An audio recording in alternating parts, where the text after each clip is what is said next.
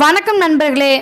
கோவையிலிருந்து மதுரை செல்லும் பேருந்தில் நான் பயணம் செய்து கொண்டிருக்கிறேன். 6 மணி நேர பயணம். ஜன்னலோரமாய் அமர்ந்திருக்கும் எனக்குள் என் கடந்த கால நினைவுகள் வலம் வர தொடங்கியது. என் பெயர் லோகு. அம்மா, அப்பா, 2 தங்கைகளுடன் கூடியது என் குடும்பம். 5 வருடத்திற்கு முன்பு ஒரு நாள் அப்பா அம்மாக்கிடையே கடுமையான வாக்குவாதம் நடந்தது.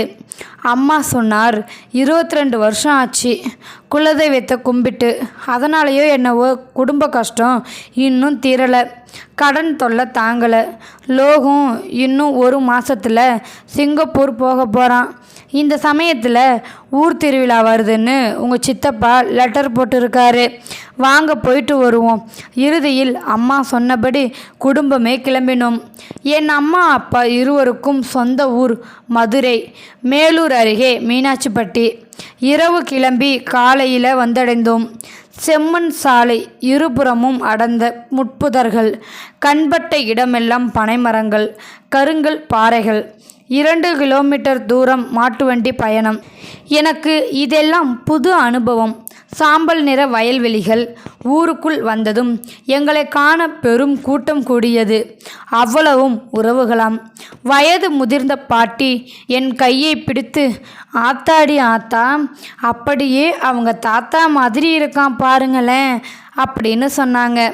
இத்தனை அன்பும் இந்த மண்ணிற்கு மட்டுமே உரித்தானது. மறுநாள் முகூர்த்த கால் ஊன்றி திருவிழா தொடங்கியது. 15 நாள் திருவிழா. அன்று இரவு முளைப்பாரி வைத்து கும்மி அடிக்க பெண்கள் வருவதால் என் சின்ன தாத்தா பேரன் குமார் என்னையும் அழைத்து சென்றான். தாவணி பெண்கள் வரிசையில் முளைப்பாரி சுமந்து கோவிலுக்குள் வந்தடைந்தனர். நான் தலைகுனிந்து நின்றிருந்தேன். அந்த வினாடியில் என்னை பச்சை நிற தாவணி கடப்பதை உணர்ந்தேன். நிமிர்ந்து பார், ஒரு உந்துதலை மனம் ஏற்படுத்த நிமிர்ந்தேன். எதிரே ஒரு தேவதை தலையில் முளைப்பாரி சுமந்தபடி நின்றிருந்தாள். ஈரம் காயாத தலைமுடியில் மல்லிகை நிறைந்திருந்தது. கண் இமைக்க தோன்றவில்லை. வட்ட வடிவில் கூடிய பெண்கள் கும்மியடித்து கொண்டே பாடிக்கொண்டிருந்தனர். ஒவ்வொரு முறை அவள் என்னை கடக்கும் போதும் இவளே உனக்கானவள் என்று இதயம் உறுதி செய்தது.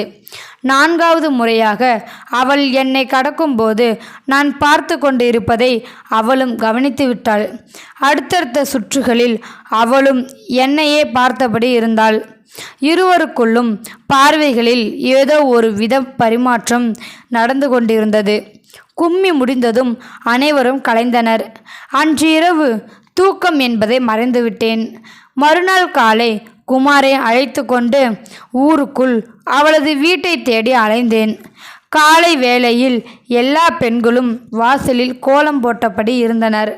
அவளும் தன் வீட்டில் கோலம் போட்டபடி இருந்தாள். பாவடையை இடுப்பில் சொருகி முகம் மறைக்கும் முடியை ஒதுக்கியபடி அவள் நிற்பது உண்மையில் அவள் ஓவியமாய் நின்பதாய் தோன்றியது. எதிரில் நான் நிற்பதை கண்டவள் பாவடியை சரி செய்தாள். அவளது வெட்கம் என்னை மிகவும் வசீகரிக்க வைத்தது. அன்று முதல் அவளை அடிக்கடி சந்திக்கும் வாய்ப்பிற்காக ஏங்கினேன்.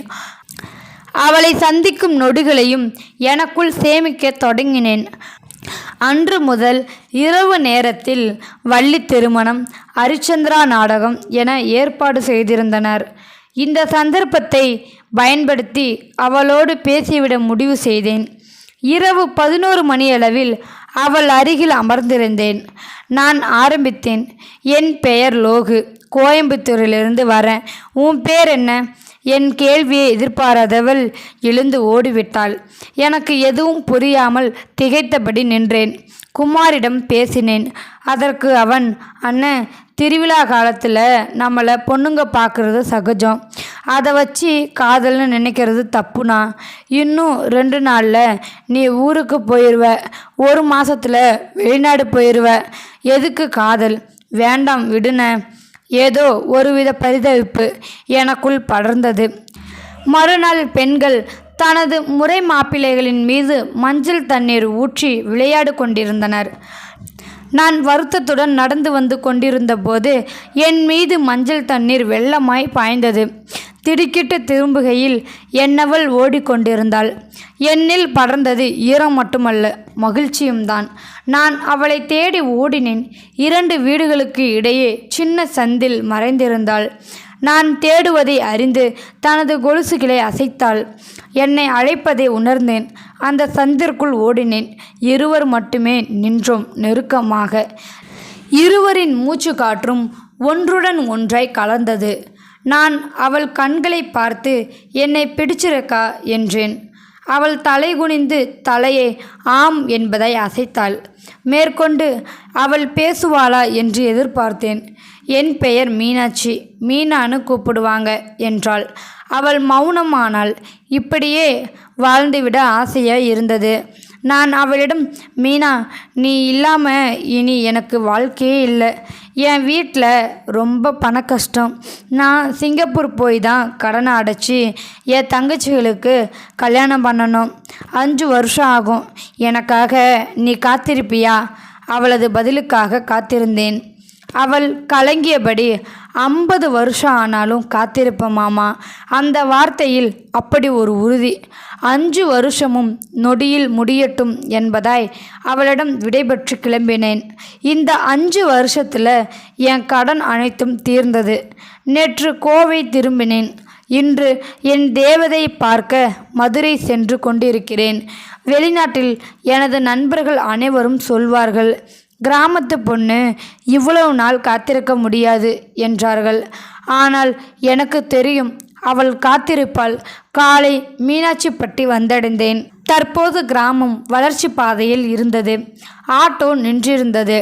தற்போது வயல்வெளிகள் பிளந்து கிடந்தது. நிறைய வீடுகள் கட்டப்பட்டிருந்தது. நாகரிகத்தின் வளர்ச்சி கிராமத்தின் அழகை பாலா படித்துள்ளது. ஊருக்குள் சென்றதும் குமாரை தேடினேன். அவன் தற்போது துபாய் சென்றிருக்கிறானாம். மீனாட்சி வீட்டை தேடி சென்றேன். வீடு பூட்டப்பட்டிருந்தது. பக்கத்தில் இருந்தவர்களிடம் விசாரித்தேன். தம்பி, பொண்ணுங்களை திண்டுக்கல் பக்கத்தில் கட்டி கொடுத்துருக்காங்க, அடிக்கடி அங்கே போயிடுவாங்க என்றதும் நிலை குனிந்தேன். எனது நம்பிக்கையும் கனவுகளும் நொறுங்கியது. பேருந்து நிலையத்தில் காத்திருந்தேன். இதயம் கனத்து கிடந்தது. ஒரு பெண் என்னை நோக்கி ஓடி வந்தாள். என் அருகில் வந்து, அண்ணே, நீங்கள் லோகு தானே அப்படின்னு கேட்டாள். நான் அதிர்ச்சியுடன் ஆம் அப்படின்னு சொன்னேன். அவள், அண்ணன், பக்கத்து ஊர் வையம்பட்டி போங்க, மீனாக்கா அங்கே இருக்கு என்று மேற்கொண்டு எதுவும் சொல்லாமல் வேகமாக சென்று விட்டாள்.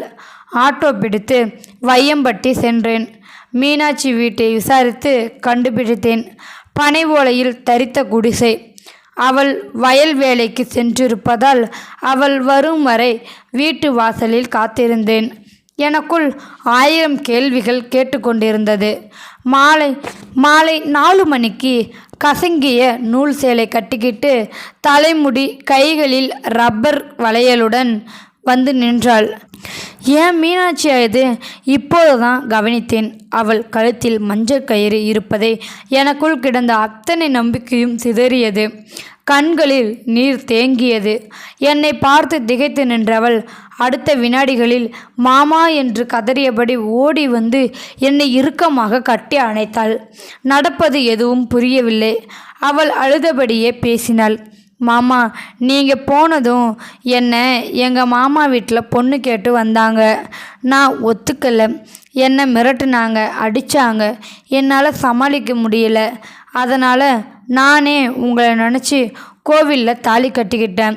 நீங்கள் கட்டினதா எல்லாத்துக்கிட்டேயும் சொல்லிட்டேன். என்னை வீட்டை விட்டு போக சொல்லிட்டாங்க. மேற்கொண்டு பேச முடியாமல் கதறினாள். 15 நாள் பழக்கத்துக்காக தினமும் தீக்குளித்த என் கிராமத்து தேவதையே, உன்னை பெற என்ன தவமடி செய்தேன். இருவரும் கண்ணீரால் காதலை வெளிப்படுத்தினோம். இனி ஒவ்வொரு நொடியும் உன்னுடன் தாண்டி இன்றைய தலைமுறை தொலைத்துவிட்ட தருணங்களின் தொகுப்பு இது.